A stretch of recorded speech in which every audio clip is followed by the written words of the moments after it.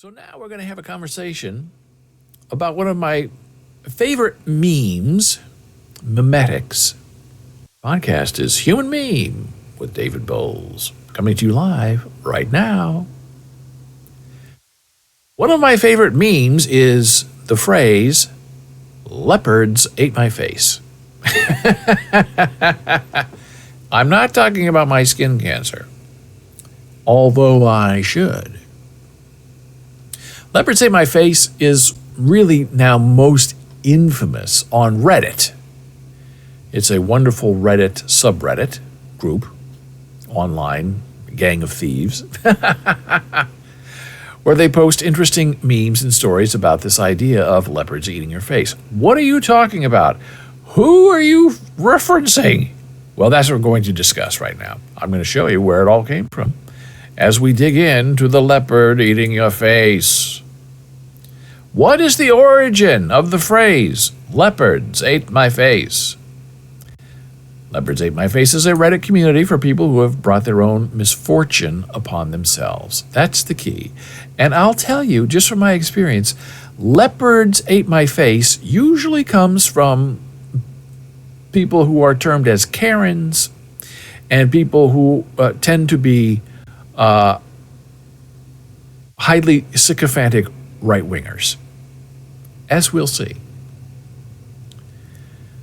But what is the origin of leopards ate my face? Well, here we go. The meaning of the phrase leopard ate my face means someone was hurt by what they supported or voted for. That's the key. It sounds very technical and confusing, but it's not. Leopards ate my face is often used in political contexts, but it can also be applied to other situations, as we'll subsequently see. So here's kind of where it all started. What is the origin of Leopards Ate My Face? Well, here you go. October 16, 2015, Adrian Bott posted on what was then affectionately known as the Twitter. And he said, quote, "I never thought leopards would eat my face," unquote, sobs woman who voted for the Leopards Eating People's Faces party. Now, that's a little confusing, but very funny, if you think about it. The phrase "leopards ate my face" originated in a tweet by Adrian Bott. The tweet went viral in 2015, spawning the popular expression "leopards ate my face" to convey the idea that one has caused their own problems. Fast forward to today, 2023, and people are still using the phrase to mock those who support policies that are ultimately against their own well-being. And this talks about the creation of the subreddit. Here are some examples of leopards ate my face.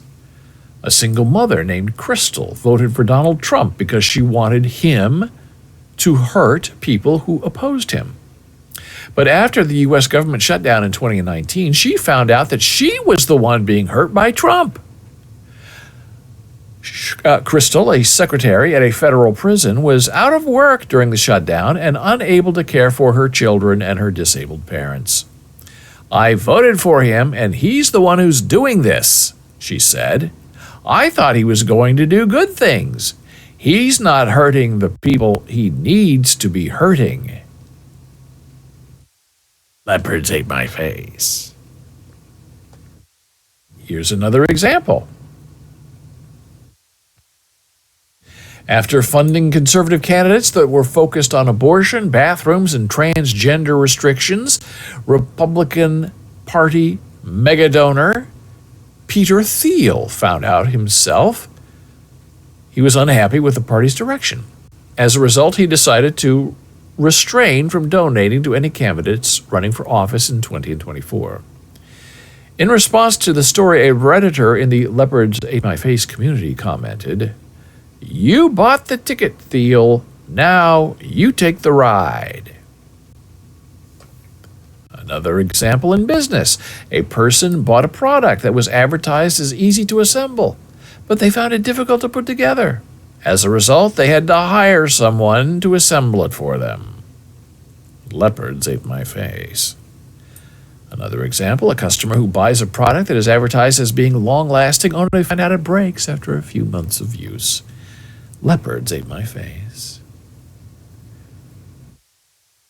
In the idea of decisions, a father who named his kid Hitler is tired of being treated like garbage.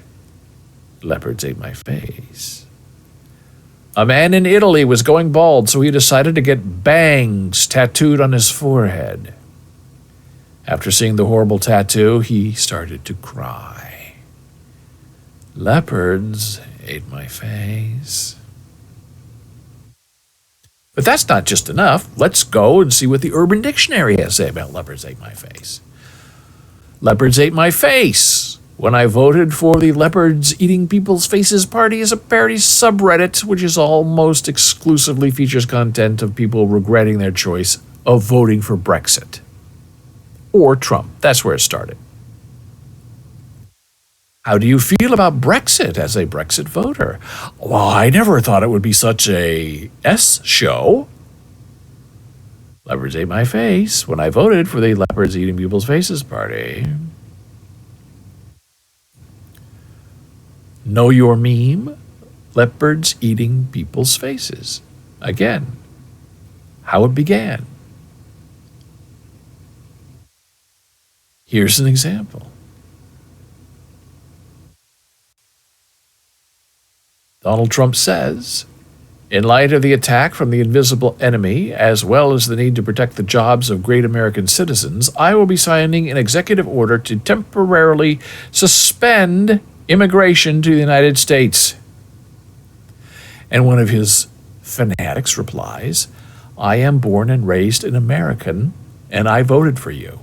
I work on a drilling rig in the Gulf of Mexico. I have a Philippine wife. We have been going through the visa process for 2 years. Please tell me this will not stop her from coming here. Surprise! Leopards ate my face.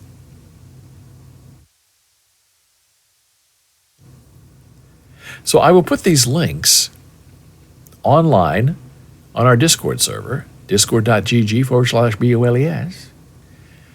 So that's the setup. That's the idea of the Leopards Ate My Face meme. Now, how does it apply in reality? Well, I found this hilariously from January 4 of 2023 in the New York Times. Title of the article? Leopards Eat Kevin McCarthy's Face. By Michelle Goldberg, who's very funny and serious, lovely, interesting, intellectual, funny, silly, serious writer. Terrific stuff. And she writes, as we approach the anniversary of the January 6th attack, it's been grimly amusing to see that the party of insurrection can't even manage the orderly transfer of power to itself. Rarely does karma play out so neatly. Leopards ate my face. Kevin McCarthy nurtured the spirit of reactionary nihilism in the Republican Party, first by trying to harness the energy of the Tea Party for his own ambition, and then by his near-total capitulation to Donald Trump. Now the chaotic forces he abetted to have, at least for the moment, derailed his goal of becoming House Speaker, subjecting him to multiple public humiliations at what was supposed to be his moment of triumph. And she goes on to explain all of these wonderful, interesting ways of how these people that Kevin McCarthy owes his political life to are now coming after him. Leopards ate my face. And here's an example from a couple of days ago. The University of Nebraska's Ted Carter is named the next president at Ohio State. And here's the Leopards Ate My Face part. Carter had just been granted a bonus of $144,000 by Nebraska. Leopards ate my face. We paid the guy $144,000. He said thank you and moved to Ohio. Leopards ate my face. Now, if you know anything about the history of the Big Ten, if you know anything about the rivalry between Ohio State and Nebraska, you know that this whole thing is not just leopards eating your face, it is giraffes eating your heart. Because this is absolutely devastating to the University of Nebraska, and they are very proud people. We're number one. Nobody can compare to us. What's Ohio State doing, taking all of our people? And I'll tell you an example from 40 years ago when I was undergraduate at the University of Nebraska-Lincoln. And we were doing a show at the university, and the head of the department, the chair, very happy, nice home, living well in Lincoln, Nebraska. And he received an inquiry from Ohio State University saying, hey, drop everything you're doing in Lincoln, pick up, move here, and run the theater program at Ohio State.